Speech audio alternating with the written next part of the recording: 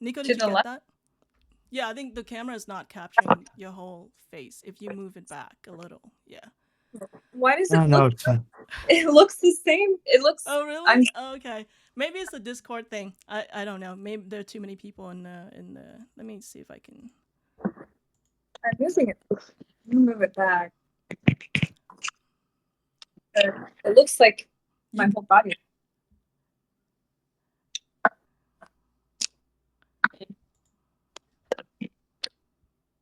Wait. Right. are you guys able to see the chat too? There it is. There's a little. Yes, I can see we've got Emily, Josh, Mrs. Every Shot, Sam, Edda, Pat, Claudia, and Phantom Tabby. Yep. Oh, good. Okay, so you won't miss it. So are we starting now, or do you want to give people a few minutes to get on? What time is it? 6:22? We're pretty 6:22. good. Let me just quickly put on Twitter People might be that we are. napping. You know. Okay, I'm gonna take a little picture of us. Oop. And I get so much better at this, I swear to God. Let me see if I can. Okay, that was the picture, George. Is that what you want, Georgie? Yeah. It's going out. 3, 2, 1. Oh, Oh yeah, that was Slay. I was like, wait, did we do it again? Here we go. Let's say we're on. I'm just gonna get this link. I'm like one of those old timey people. I'm like, where's the camera? Hold on a second. You've been facing Where the is right way. it? I'm so cool. Okay, hold on. And I'm sending out the photo. Just bring a whole heck of a lot more light into my room. This photo.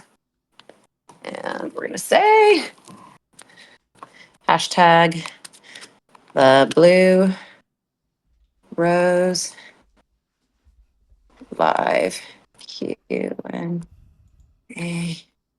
is I've had times where I have been on Twitter. I think it's more interesting if I'm like aloof and kind of a recluse than like on every social media. I think that that's boring and I just am not, it's not something I'm interested in doing. I think um, like one day I'll probably wind back up on there, but right now is not that time. And I was on Twitter for a while, I think like a year or two ago. And then I realized that you actually don't have to share everything that you think, and it makes you a much more interesting person. You don't. So that's where I'm at right now. You're better as a concept, right? I think I always tell Danielle, you're better as a concept. Keep the I think mystery, the mystique, right? yeah, You gotta maintain that mystique. and that is yeah. his official disclaimer to not have to answer every question in this Q&A, FYI. Exactly. I think George froze. If He you're did. talking, George, we can't hear you. It's because he's trying to be mysterious. You see, he's already There you go. applied it. Hi, my sister. You're so beautiful. Hello. You're You do beautiful. such a great job. You do exactly as you're told in the film. You slay it. Yes. Uh, all my friends just loved you, our relationship, and they're just saying how beautiful it was, like what we created together. So, yeah. Well, that's good feedback. Yeah, it was really fun creating those roles and obviously embodying characters that George created on the page and giving them a really full backstory. Well, guys, Boop, should we kick it off? Sure. All right. Well, hello everyone. I'd like to thank you all for joining us today for a special Q&A session with the incredibly talented team behind the Blue Rose. So please welcome Emmy-winning and BAFTA-nominated and the unquestionably amazing actress Danielle Bisutti as Norma Steele with her Blue Rose jacket. There you go, shaking it. Uh, the first-rate and brilliant Nikko Austen Smith as Sophie Steele, and the gifted and skillful actor slash director slash creator George Barron, who also plays Detective Dalton in the movie. I am your Don't you mean moderator, that Boop, And I am joined by my co-moderator, Mighty Kratos. Actor What's that? George. Yeah. I said You're- the Emmy Grammy. Oh, The joke. Oh. It's a good joke. It's just you broke up in the middle of it. that ruined it completely, man. It's an Scott joke, but I guess it wasn't funny. Okay. So we'll have about 30 minutes with these excellent, lovely creatures. So please keep all the questions relevant to the Blue Rose only. And you can raise your hand to ask questions, or you can also type your questions in the chat if you don't want us to hear your lovely voice. We will try to get to as many questions as we can, and I apologize in advance that we can't get to everyone's questions. So let's jump right in. Thank you so much, Danielle, Nikko, and George, for being here tonight. It is really a great pleasure to be able to host for you all. So, what an absolute bender of a movie, right? I mean, from the first scene to the last, for me, I think it's like walking through Salvador Dali's paintings, where each scene is carefully crafted with tons of symbolism and abstraction. From the color of each character to the messages via the artworks on the wall, and the composition of each shot. There's so much to unpack here. So I'm gonna start off with some questions, and then I'll hand it over to the audience. Okay, George, you finished this when you were just 17, right, or around there, and I'm sure you've heard this a lot. But I think an emphasis is needed. What an accomplishment, man! Seriously. So could you please share your inspiration for this stunning surrealist work of art? I think you're right on the money with the Salvador Dali surrealist art painting stuff. I'm very inspired by pop surrealism. I really love artists like Mark Ryden and Nicoletta Cecily, who are just very colorful, very pastel, has like a very retro vibe to their work. And then also really love other surrealist artists like Man Ray. And yeah, I think I'm very inspired by, or specifically for this film, was very inspired by surrealist artwork. And also, films from the 1950s and 40s and 60s. And I kind of just feel like I melted all of those things down into what became this film. Mm-hmm. That's awesome. So let me follow up with this.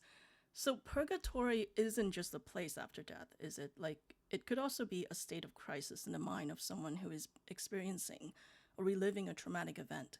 So my take from this, my reading from this, and I could be completely off base here, but I thought I'd throw it out there since you mentioned the surrealism, is that Dalton did perhaps try to kill himself, but didn't die and was placed in a mental institution where he's processing the trauma of the loss of his family and his own action.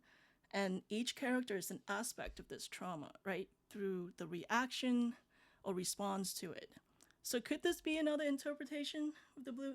Does the blue rose represent a portal to the world of Dalton's? I think like that. I feel like honestly, any interpretation is like if that's what you think it is, then like it is that. I obviously have like my own things for like what I think certain things mean, and I also feel like it is important to note that Norma and Sophie are very unreliable when it comes to what they say and what they do.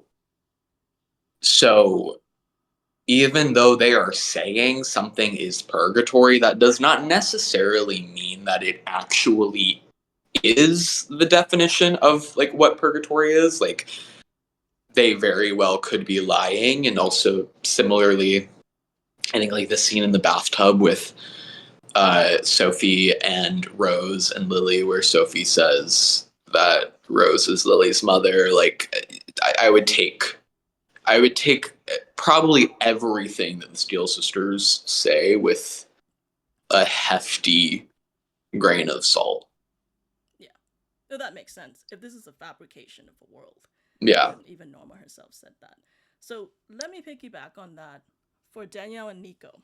All right, please tell us about your inspiration for manifesting these characters. Right, these are seriously complex and terrifying women with some major problems here, but they also have fascinating inner workings.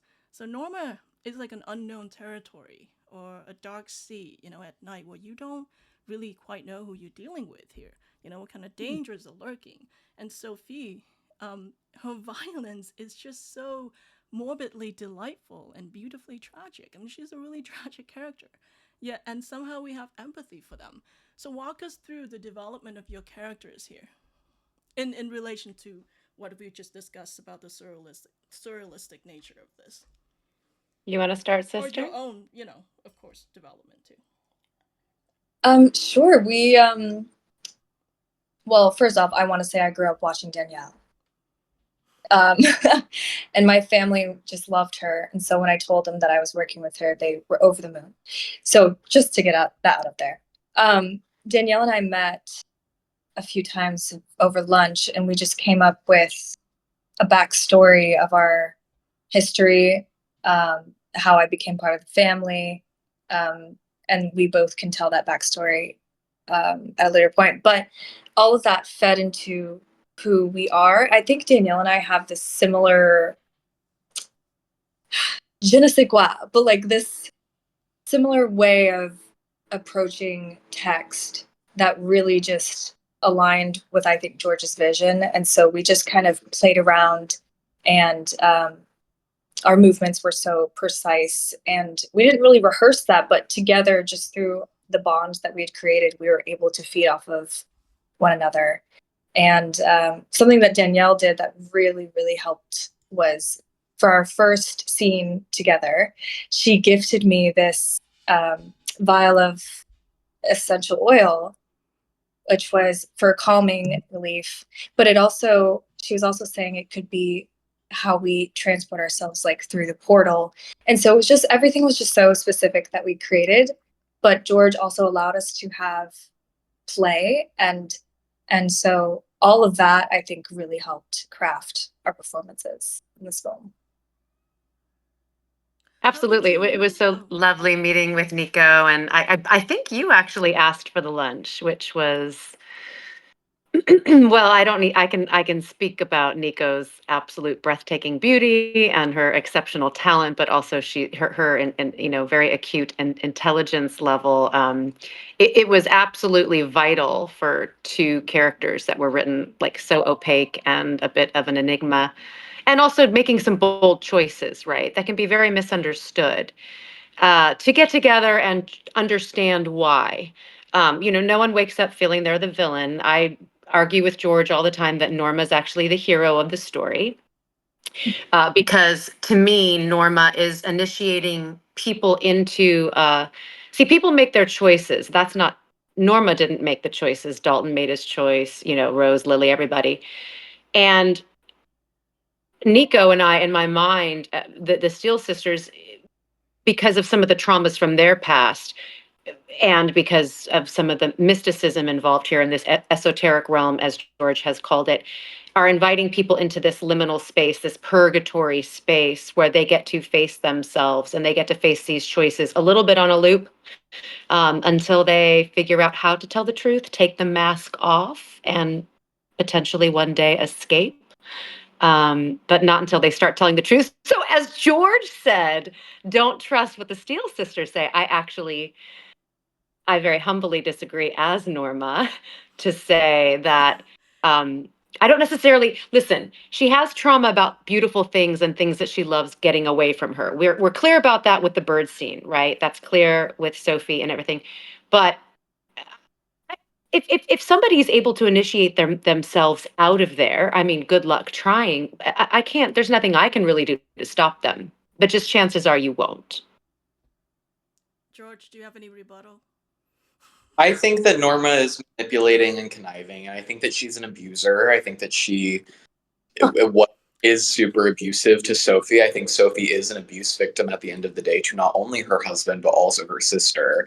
I don't think Norma's a good person, and I don't think that what she does is from a good place. I think that what she does is from a very wicked place. I don't think that she is a good person. I think that she has suffered immensely. I agree with that. I think she is a very traumatized person. She, unlike Sophie, is not able to take that trauma and that pain and put it into artwork. She can only buy it, and she can only hang it up, and she can only look at it and pretend like that's her truth, because she herself is not actually capable of doing any of the work to overcome the things that she's been through. And so she takes that out on other people, and she takes that out on her own sister and disguises it and masks it as love, which I think is something that a lot of abusers do. So, but that's what's so fun about Blue Rose, is that you can have all of these interpretations and you can believe whatever you want. That is personally how I view Norma, and it's taken me a very long time to fully articulate that, but that is what I believe. I think that Norma's beyond any type of like Repair?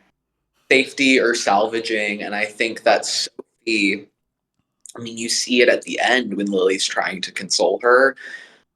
She does break down, and she does nearly allow herself to fight against her abuser. But because Norma is such an abuser and is so manipulative and is so scary, Sophie basically reenacts, I mean, the same what she saw Norma do as a child. I mean, she saw Norma wielding knives around and chasing people and trying to stab them. I mean, what 9-year-old sees that and isn't traumatized? And then, especially when you have a sister who's saying like these things are normal and making you think that this is how you live, and how like it's not normal and it's bad. And I think that Sophie knows that, but unfortunately Sophie winds up being the one punished in the end, and Norma's still out there and still like off scot-free. And I think that that is very telling of a lot of abuse victims, like in general. Like, I think that happens a lot where the abusers are able to go on and, live their lives, but the victim is often punished for eternity. And that's sort of where the afterlife, purgatory, when Sophie gets dragged down into the bathtub at the end, she let Norma's abuse consume her entirely. Because It's almost like yeah, it's almost like a cautionary tale in a way, I feel. that makes perfect sense. I mean, it's like Yeah. Sophie has no identity of her own because it's integrated with Norma at this point, right? So am I sensing that there's gonna be a spin-off with Norma and Sophie here, exploring the backstory, what happened to this woman? I don't Like, I Jesus. think that like the idea of that is so fun, and Danielle and I talked about it, and it would be like a prequel series sort of thing, and it would be a musical from Norma's perspective, and she would basically have these delusions that were like musical numbers, because that was the only way she could escape. And you know, Danielle has her own backstory for Norma. I have her own backstory as well, and there are parallels, but there are differences. I think if that doesn't ever happen, I've talked about wanting to like directly continue Blue Rose through graphic novels or novellas or something, and I think like I would sooner put time and effort into like a book than I would, uh, really try to like pull funding out of my ass for like a limited series. You know what I mean? Yeah, yeah. Do you need interns? Because I'm sure all of us here would love to intern to make that happen. Aw. Unpaid intern. We'll fetch coffee. Also, a prequel podcast could maybe be cool as well. Yeah. There's a lot of podcast Like a podcast musicals. series, yeah. Oh, there's like a lot of podcast musicals. So that could be something interesting. It would just be something like I would need to explore more and really flesh out, and I would need to read Danielle's writings on Norma. And I don't know if Nikko has writings on Sophie, but if she does, I would want to read those as well and sort of just pull, certain things from them and sort of craft like a more concise canonical All right, piece of Nikko, text. that's come on, chop. Let's get on it, girl. Choppy to chop, baby. All right, so I'm gonna open this up to the audience here because I think we have some questions.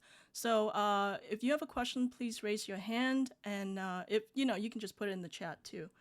So I see Amelia has a question. Who wrote Norma's theme? That evil music that plays when Sophie arrives at Norma's party. That's Alexander You Burke, can right? open Or was George and Nikko. You can open the chat too if you want to see. I'm looking. I don't see that. Oh, I see. Okay, who wrote Norma's theme? That evil music plays with Sophie Rice. Oh, that was me. That was me and Alexander Burke, the composer. We pretty much composed the whole thing together, and we were trying to figure out sort of what that sound was going to be like. And Brittany Ball of Blue Rose fame has just entered the building. I'm on a Discord call with Danielle's fan base watching the film. If you want to say hi to them, she's not. She just came. She just came home and she's bringing in groceries. Yeah, where was I? Yeah, me and Alex came up with that theme, and it was partially inspired by Nightmare by Artie Shaw, which would have been a fortune to actually include in the film. But it's we wrote it together. so great. What about the song in the Red Bloom Room when Catherine is singing it? And That is the was soundtrack's gonna come onto Spotify anytime soon? I have no idea. That's Gloom's thing. So I have no clue. Okay. Okay, when the soundtrack gonna be official release? I think you answered that. Let's see. The primer. Hold on. Okay, I'm gonna try to go in order if I can. African I will Grey- say- Oh, go ahead. On the music, I will say George wrote the song that he sang as the twin, "I'll Dream of You in Blue," and I wrote a love letter to the film called "The Blue Rose," as most of you know.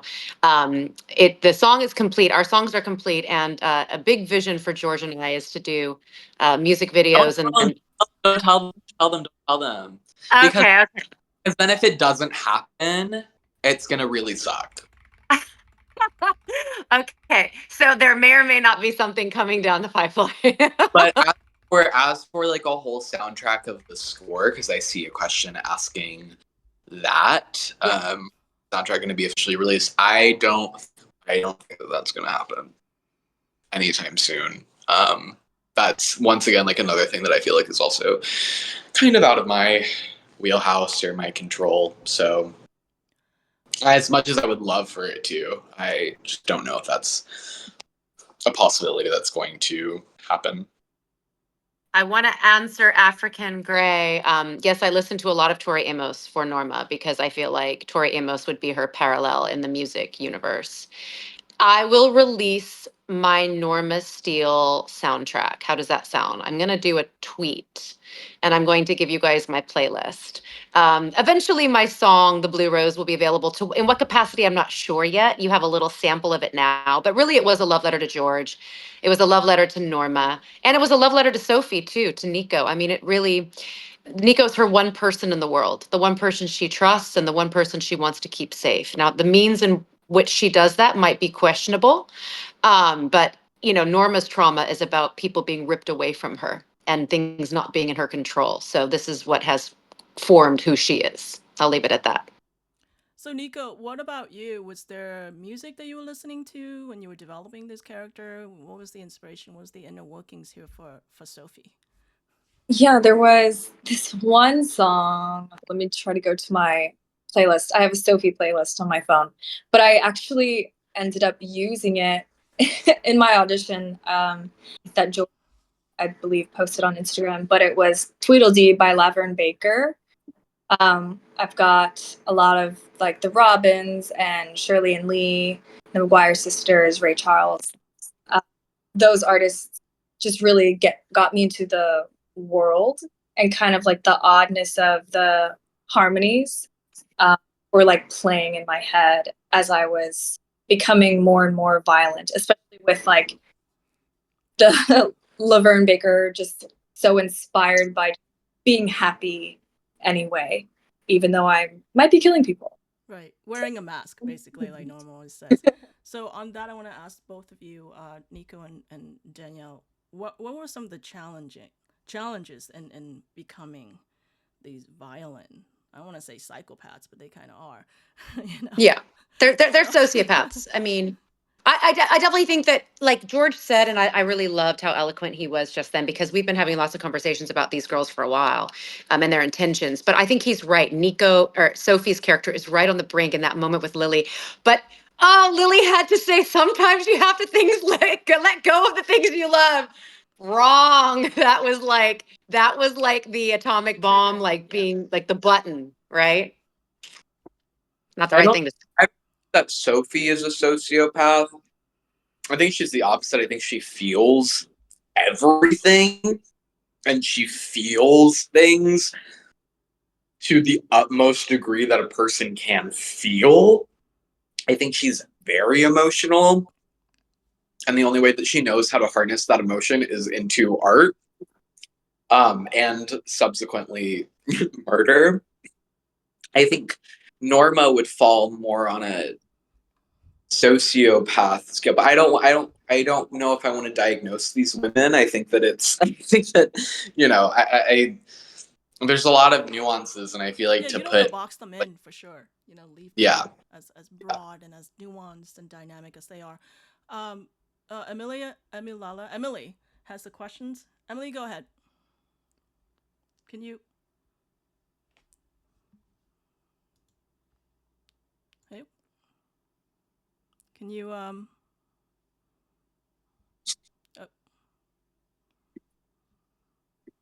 Accept the invite and you can speak. yeah, I Oh, invited her to I'm speak. going to invite her to speak. Yeah, There we yeah, go. there you go. Hi, I'm inviting her. Hi, Emmy. She said one second. Emily has to accept the invite. Wait, what? Hello. I think she's having some difficulty, right? Technical difficulty right now. So, okay, I'm gonna dive into. I'm sure you got asked this too. Why blue? Can you tell us more, George? Can you tell us more about the color palette that you chose? Is there a significance in the different hues of green in Dalton's and Lily's clothing, or like Yeah. the red and the I- purple? Because green is it's featured a lot. Yeah, I think well, green is my favorite color. Let's just Okay, start there. that's Green good. is my all-time favorite color. I knew I wanted to wear green. I knew I wanted Lily and Dalton's colors to be green. As for like why blue, I think blue is the color of dreams, and I think that it's a very mystical, ethereal color. I think within like the history of cinema, it's been used as that color has been used to like tell those types of stories or use that type of imagery. Um, Norma's dressed in primarily jewel tones, sort of that you know shiny, um, elegant style. And then Sophie to me, like, her costume progression to me is the most interesting out of any character in the film, because she gets significantly darker and darker. She starts in like white with pink trim, and then throughout the opening scene she gets darker and darker and darker into like red, and then by the end of the film she's in black with white trim. And I think that's, and like these like thigh high like red latex boots, and I think that's very telling of like her progression as a character. And I think you can really analyze the costumes that I put together to gauge more about these characters and more about what's going on, because it's very detailed, and there's like even down to like patterns, like there's everything is very intentional. There's a narrative there, is like a visual narrative. Yeah. Emily, go ahead. Emily, unmute you. Emmy, unmute yourself, baby. Check your mic setting too. Oh, Annette is here. Hi, Annette. Check your mic setting to Emily, and because it might be the default. Also check if your mic source is correct. Oh, Annette, I'm so happy to see you, my love. Everybody's here, the whole gang. Who are we missing? We're missing a few. I think Sophia's at work. Yeah. Oh yeah, Emily's typing. Okay, yeah, you can just type your questions then. If anybody else wants to chat with their voice, go for it. Yeah, just on the top left corner, there's a little hand icon there. You can just click on that, and then I'll know, or you can just stay in here. Okay, well, Mia Sposa is not here. Mia Sposa is not here, though. I do know. Pat, you have to tell her to come on. All right, let's see. Emily's asking again. Okay, we'll try one more time. Nope, she's not. She's very muted. I mean, can you? Let's see. As we're getting this going, I'm gonna go ahead and keep looking to see if there's any other questions here.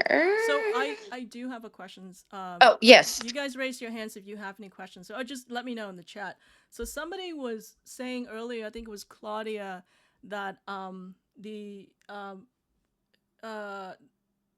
there's a similarity between Norma's gown and the Mother of Death, Michelle's crane, right? In Insidious Chapter 2, there's like a mirroring composition there. Is that intentional, or was it just serendipitous that you guys crafted? I think accidentally. I think the Insidious franchise and Conjuring franchise is very influential in the horror sphere, and I think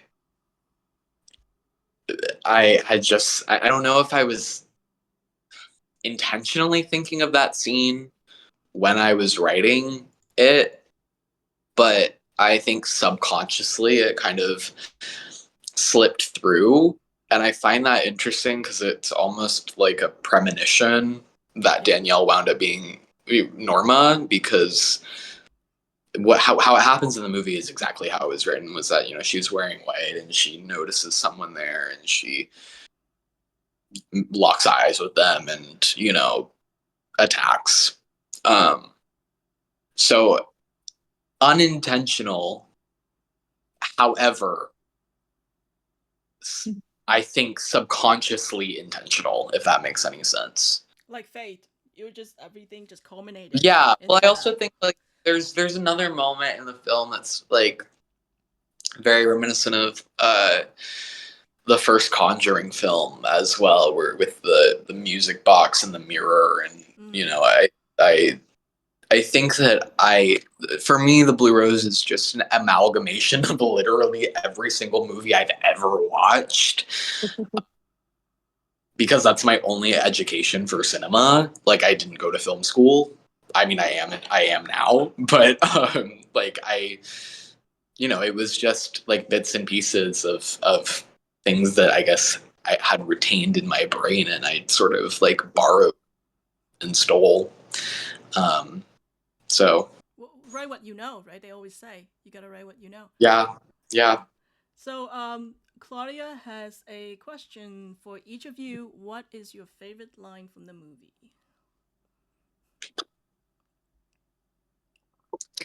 Line. It's hard to pick, right? Just one line. I think mine might be, well, I suppose we've all done things we regret. Wouldn't you agree? Don't you agree? am I am I bastardizing the line? Norma, as George has said, she's like a prism. She's mercurial, so she's kind of always changing. Which I think it's probably a good idea that we don't necessarily diagnose her, although her actions might seem that of a psychopath or a sociopath or whatever. Like she's a human being. Like if you're taking it literal, if you're not taking her as like a figment of just Dalton's experience. So yeah, so we've all done things we regret. Like Nikko and I spent quite a bit of our time talking about our childhoods, what mommy and daddy were up to in the Steele household and what the legacy was inside the Steele household and what could create this to happen to these two women. So yeah, I think that might be my line. I suppose we've all done things we regret. Wouldn't you agree? Yeah. Very telling. What about you? It's difficult. I think I have two. My first one is I brought pie, and then it's just so fun. Like, of course she says that. That's the first thing that comes out of her mouth after she kills her husband. But I think the line that means the most to me when I was playing Sophie was, "This is real, isn't it?" Yeah. Mhm. That was it. I was ruminating on what it was for a while for me as well, and I agree that is my favorite line. I have lines in it that I think are fun, and like moments that I like. I don't even know. Juliet's monologue technically is a line, I guess, because it's uninterrupted. Pretty much, it's just her talking for like 5 minutes. I love that monologue. I am very proud of that performance. I also think in the heart-shaped bed scene where Lily is like, and then they found Audrey, and then Catherine goes, "Yay!" and then Lily says, "Dead," is really like morbidly funny. Uh, but I think "This is real, isn't it?" is a very like your stomach kind of drops when she says that,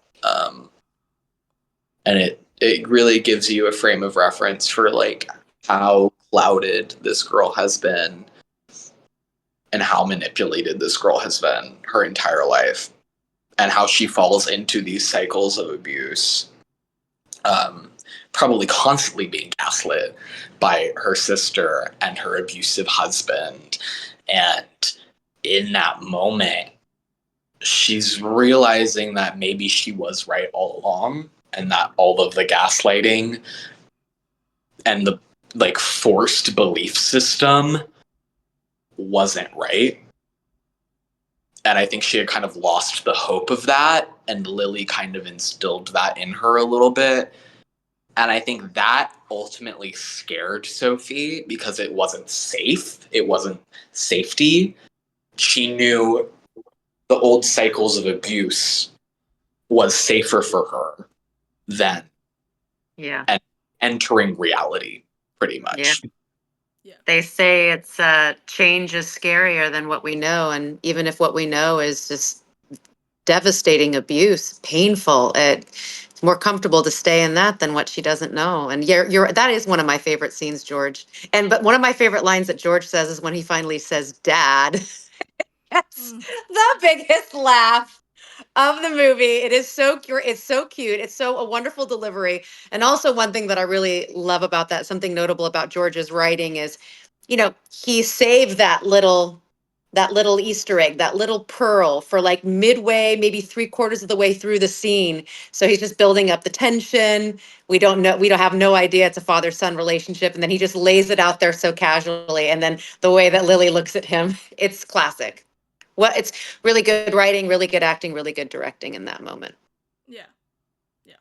So, Emily's questions. Norma is different in her scenes. It's almost like she's two different people. In the scene with her green dress, she's so welcoming and sweet, and then in the other scenes, mainly the bird one, she's the exact opposite and so scary. How do you flick between the personality and be so scary? I have my own thoughts. Okay, you go first, because Yeah. my answer is going to piss George off. Go ahead, George. I think that is what manipulative abusers do, and that they mask, and masking is a big theme throughout this film. And I think Norma is going to play the part of whoever she needs to play to get whatever she needs to get done, and she's going to do it seamlessly because she's mastered it. However, I do think it is important to acknowledge that Norma wasn't born like that, and like she probably had to do that as a defense mechanism in childhood. And as she grew older, she never let go of that, and it kind of grew into a monstrous way of going about things and like living. So Right. now we really need to know what happened to this woman, because something. Oh, I happened here. have a complete diary in my entire script. George wants to publish it. The Norma Steele diary. So I don't see her, I see her actually just being helpful in both scenes, really, because the first scene, she's saying honest, right? I mean, she does say a little bit of fib about the blue triangle, there it is right behind her. But other than that, she's basically just giving all the information that they're asking for. She's giving a true account of it. And then also in the scene with Juniper, with my young sister, yeah, I'm just teaching her what I know. And what I know is that when you love something, keeping them in a cage is one thing, but sometimes parents or sometimes other people in your environment can betray you and let things go. And so the only way really to have control over sort of a chaotic environment, one where you might get hurt and one where you may lose something you love, is to be able to have it forever. So in a sense, yes, the bird is no longer alive in the live sense, but the bird is eternally living on, like in a very taxidermied sort of way.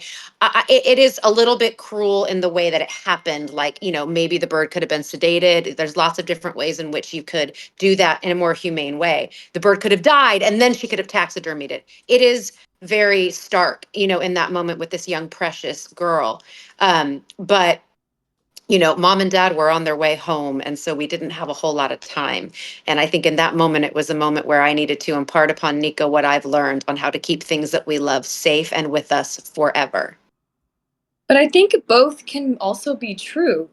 No, because if you villains don't normally think that they're villains. They think that they're doing right. They're doing something good. Like they have to do this. This is what they think, all they know. So I think both are what you and George are both saying are equally valid and true. Thank you, Nika. Always have your sister's back. I love you. That's fair. She has no choice, but She does. Next questions. African Grey wants to know what happened to Kyo during her time under Norma. So let's get into it because a lot was cut from this film that revolved around Kyo. And I'm talking 30-45 minutes of content like is gone. Director's cut then? Because that would be amazing. I don't know. It's okay. I just thought I'd ask. Go on. Ever happened. Like I really have no idea. But Kyo,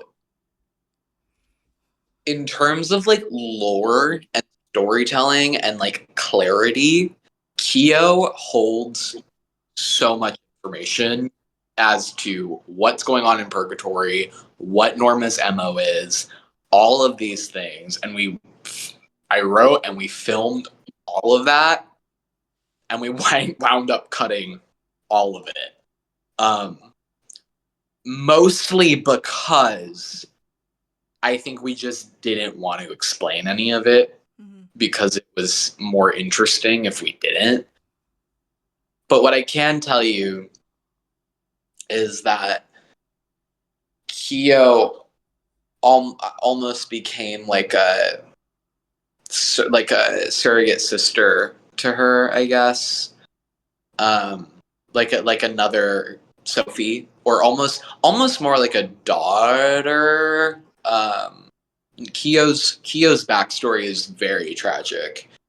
And Norma sort of found her like a wounded bird and took her in and gave her a job and gave her a place to live and gave her a place to eat. And I think sort of held that over her head. And I think Kyo was constantly living in fear. And then she, slowly unraveled what was really going on. I think Kyo has the most information about purgatory and knows everything going on. And when the detectives are at the house, that is her one chance to get help.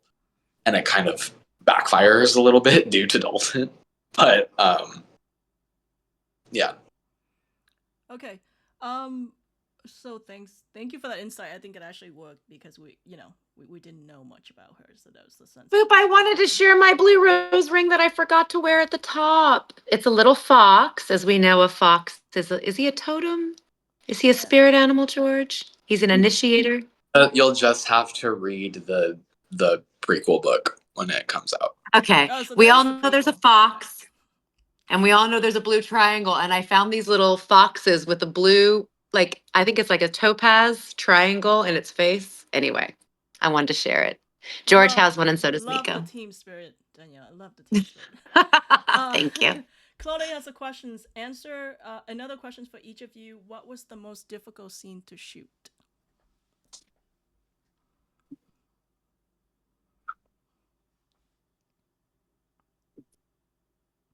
The bird scene, because we're dealing with an animal. We were also dealing with a child. Those are the two of the most difficult things, animals and children. She was fantastic, though. We really didn't have any issues with her, right, George? She was perfect. Yeah, she was perfect. the bird. I did my best to become the bird whisperer. Be very calm so the bird would get on the stick and then actually be able to move the bird without it flying away. I was quite proud of myself that we actually got that shot. It didn't take too long, but we did have that scene did take quite a bit of time just to orchestrate the bird, make sure it didn't want to fly away, and then of course all of the bird parts being ripped, pulled, and dismembered. I'll tell you what the most difficult scene to shoot as a director was, which was the scene with Sophie and Lily at the end. We shot that days. We would shoot a shit ton of scenes all day long, and the last hour of each day for 3 or 4 days, we would do a little bit of that scene, and then we'd do another little bit of that scene, and then another.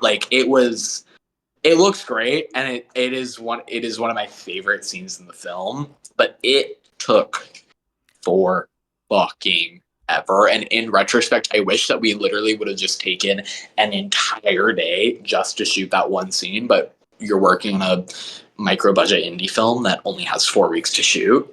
So you don't have time. Yeah. Nikko? I would also say the last scene, the final scene with Lily, only because when I stabbed her, I was so out of breath. But George was yelling, no, keep stabbing, keep going. And I'm screaming, just going. He's like, no, keep going. I'm like, ah! So I was so tired. But it was so oddly cathartic. I promise I'm not going to kill anybody, but I kind of enjoyed it, but it was very difficult. Yeah, I think came out right. Yeah. I think that that scene, I think, and it comes across as well as being very cathartic as well. And, in a way, I wanted Nikko to just keep going until she literally couldn't because she was so exhausted. And she did do that, and it looks great. And I don't know if that's cruel of me, but I'm glad to know it was cathartic for her. Yeah. Pat has a good question. If you could describe your character in one word, what would it be? For a second, I was thinking enigmatic, but that's kind of a cop out. I would say mercurial. She is a shapeshifter of sorts. It was hard to really pin her down Mm-hmm. to one thing. Georgie? I'm waiting for Nikko to say trouble. You would say sad. Sad. Yeah, She's someone sad. I think Dalton. It's hard for me to put one word. Um. Oh, I don't know. I don't know. I don't know. That's fair. So here's a related question from Annette. How do you relate to your character in a personal way?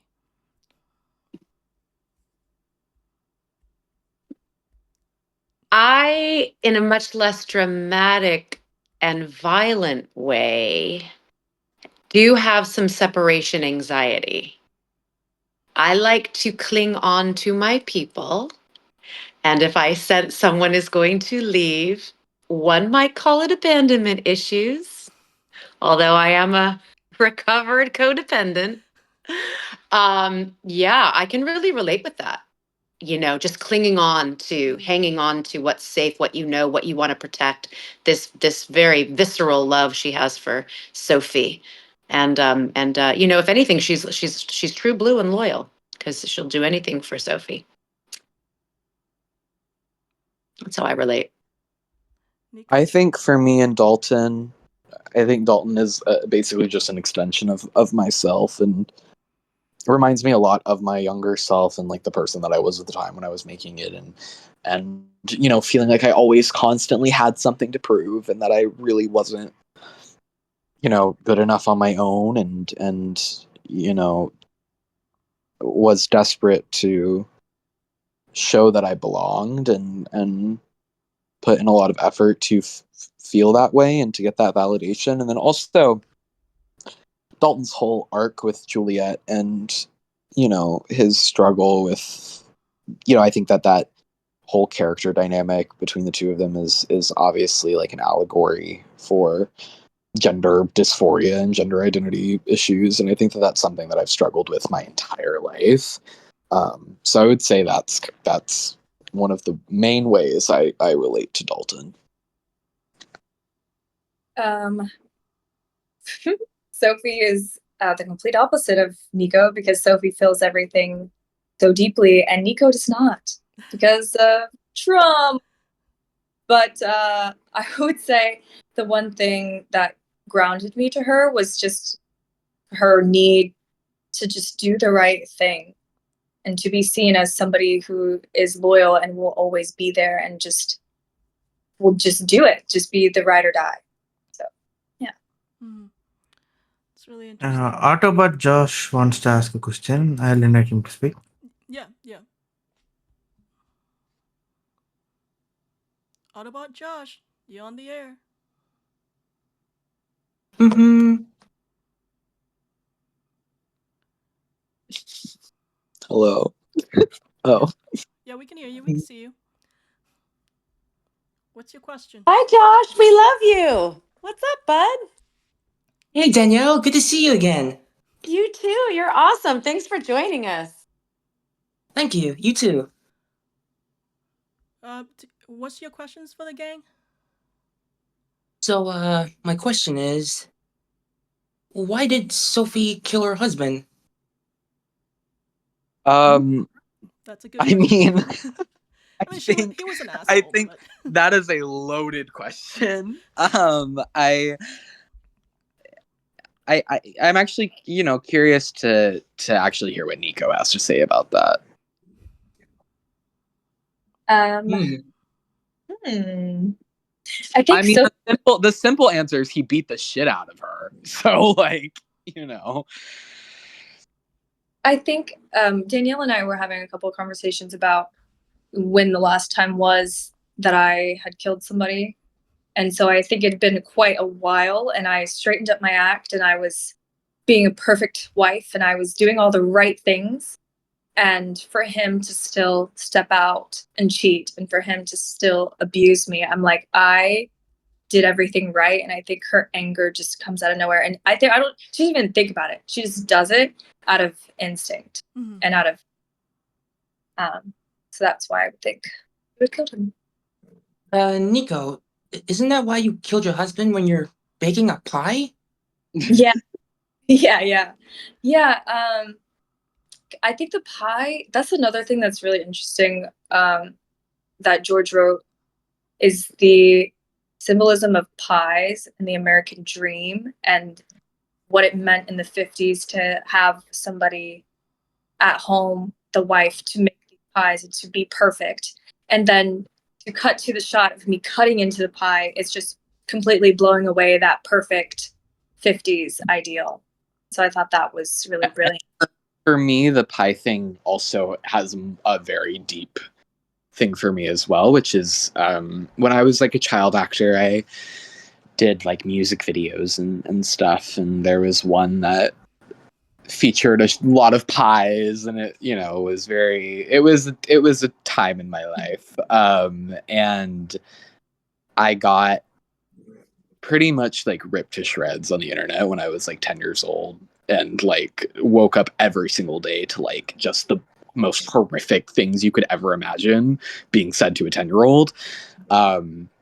And the pie was sort of, for me, reminiscent of that video and of that time in my life, and I kind of allowed Nikko to sort of, or allowed Sophie to sort of represent me in that moment as like myself now, kind of destroying that and like not letting that own me anymore, because I feel like I had let that own me for so long. And you know, I think there's parallels between that with Sophie and her husband, and wanting to feel free. So for me, the pie thing is significantly deeper than it appears on the surface, which is why it's so upsetting to me when people talk about that scene and they're like, oh, George Barron doing the cherry pie thing is, you know, just another, you know, David Lynch rip or whatever. And that's really not what that is, like, at all. It's significantly deeper to me.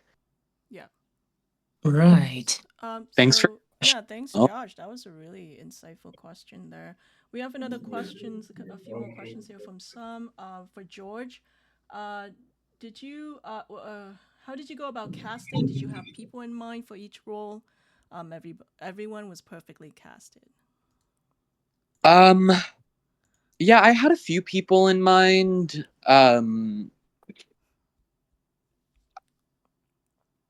Danielle and Nikko had tapes sent in, and initially I think with Sophie we had put out one casting call, and I think we were casting a little bit older, and then we sent out a second call, and that was the one that Nikko did.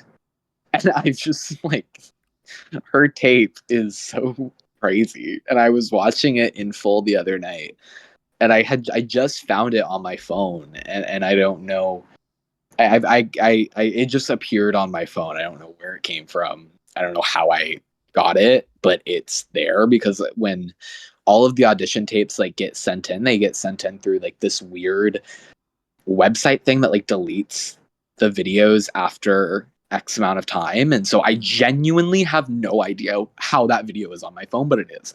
And her tape is crazy. And it's awesome. And wait, Nikko, who are you reading with in that tape? My mom on Oh. FaceTime, because everybody I knew was MIA. So I was like, I have to get.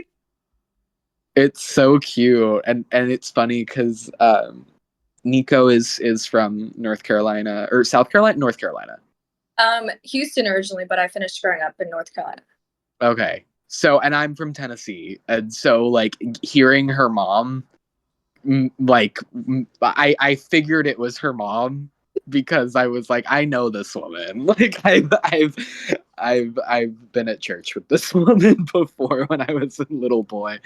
But yeah, Nikko's tape was fucking killer, literally. And then Danielle sent in her tape, and it was just like this like, who is this Joan Crawford, like like double, like this, she was perfect for it. And there really wasn't, and then especially, I mean, after seeing, or after, knowing that she had done Chucky and done like Insidious 2, I think it was a no-brainer that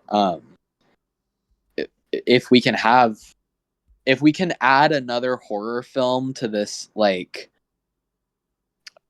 I don't even know if I want to say up and coming, but this horror icon in the genre, this icon in the genre, and if this can be like another part of her,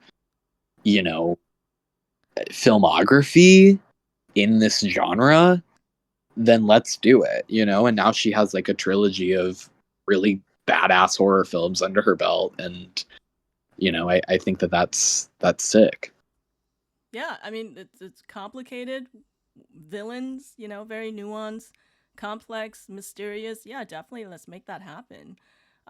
So we're coming up on the hour here. Is there? You guys have time for a couple more questions, or does anybody else have a questions they want to ask? You guys are in the car with me, so let's go.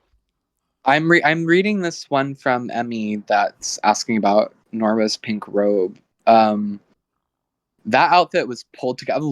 A lot of Danielle's outfits were pulled together at like the very last minute. I think the only two that we knew for certain were what they were going to be was the green outfit and the white dress. And other than that, everything was like pulled like 15 minutes before she needed to be on set. So I actually don't know where that pink robe is from. We rented a lot of stuff from costume houses, and Warner Brothers and Universal very graciously let us rob them of a lot of costumes that were in their archives. So that was really cool, especially like getting to like be on a like Universal backlot and like go through these costumes and stuff and like pull them. Like, that was so fun. That's so awesome, getting all these like inner insight into this work. Hey, so is there any final notes you guys want to tell the fans, about the movie, about yourself, what to expect? Oh, this is a really cool question. Can I answer this? It's from African Grey, and it says, "Can you talk about the symbolism of the scenes with Dalton's wife and what they meant to you?" I don't know entirely what symbolism. Well, what I can tell you is I was reading some of the comments in here from when like the dinner scene was happening, and everyone was like, "Why is there?" I think someone said that steak. No, not the steak. The like that it was like cranberry sauce on the plate or something, and it's actually not that. It's we're eating raw liver. That's that like bloody raw liver on the plate. And I think that is supposed to tell you that like this is not the normal world, like this is not something that normal people do. Like, normal people aren't usually chowing down raw liver unless they're on some type of crazy diet that I could never force myself to do. But the raw liver thing was also super inspired by this immersive theater show in New York called Sleep No More. And there's this scene in it where this woman in this like beautiful 1940s red dress is eating raw liver like in the middle of this room, and you're all, and the audience is all sort of like crowded around her watching her do this. and she's eating it, and once she finishes, she coughs up a ring. And that image and like seeing that live always stuck with me. And that's sort of like I kind of stole that and put it in here. There is a lot of symbolism with that scene, but I would rather you explore that yourself and let me know what you think everything means there. Yeah, the beauty of this movie is that you take away whatever you want, right? Yeah, and it's That also, I mean, it's your own. It's your Mhm. you're watching two detectives, but it really is your own mystery to solve. Like, there is no clear cut answer, and like whatever you think the answer to the mystery is, like you've cracked the case. You know what I mean? If you think you've got it, then that's what it is. Like there is no right or wrong. Yeah, and that's what surrealism is. That you just interpret Yeah. however you want. Danielle, Nico, any final thoughts on this? Yeah, I want to talk about the surrealism. So, I got asked a question. Sorry, I'm in the car. I hope you all can hear me. I got asked a question the other day in an interview, what kind of projects are you drawn to, and what would you want to do moving forward? And although as a storyteller and audience member, I really do appreciate that journey, that hero's journey where the hero learns a lesson and there's some takeaway. I really, really appreciate that as an audience member. I'm also equally as drawn to the obscure, to the absurdism, to the surrealism, to, as George said, you become the detective, you stand in front of the painting, it's not linear. Like Tori Amos's songs, a lot of the ways, like she'll use symbolism and analogies, and you want to know what the fuck she's talking about, but you feel deeply, and there might be some piece, this little kernel that hits you and it fucking slays you so deeply. It's so potent. And I feel that that's what George at a very young age has done here. And this is a space that he's brilliant in, and he was inspired by, and he's a new voice in that space. And so I just feel so blessed to have gotten that project sent to me, to have had the opportunity to play inside that nebulous world and create shapes of my own, to be able to meet Nikko, who is one of my dear hearts now, and hopefully we will continue to create together, or maybe this is our last impression on the artist canvas. But either way, it's very exciting to be part of something where you get to add so much of your own resonance and energy and intellect into it because of the sort of obscurity. So I love it. I love you, George. I love you, Nikko, and I love everybody on this chat. Yeah, Nico, any thoughts? Oh, can't I hear think you. you're muted, You're Nico. muted. You You're have muted. muted the mic, Nico. Oh, I can hear We can you. hear you now. got it. I will say that I think a lot of commercial films nowadays, they really do spoon feed us. And so it's so refreshing when we can draw our own conclusions and watch something that's so beautiful and so artful that we can talk about it afterwards and come up with whatever we think. And I think we're starting to have more of an open space with, films that came out this year, like I Saw the TV Low, or, kindness, poor things. Like those are touching the surface of obscurity in a way that's becoming more accessible to audiences, wider audiences. So I think it's only going to go up from here. I think people are getting a little tired of the stories that are being told because they're so predictable. Yeah. So I'm just so excited for George and other people that are coming up with him to keep creating work that means something, but also as audience members, we can still have meaningful conversations about it afterwards. Oh yeah, absolutely. I mean, just like these conversations we're having now. I mean, this has been really illuminating, and it gives a deeper understanding of the movie, as well as you guys too, and the way that you approach the characters. If there's no more questions, I want to respect everyone's time. So I'd like to thank you, Danielle, Nikko, and George, for being here with us tonight. And thank you, everyone, for joining. Please continue the discussion on social media, on the server, so we can celebrate this captivating and interesting abstract piece, right?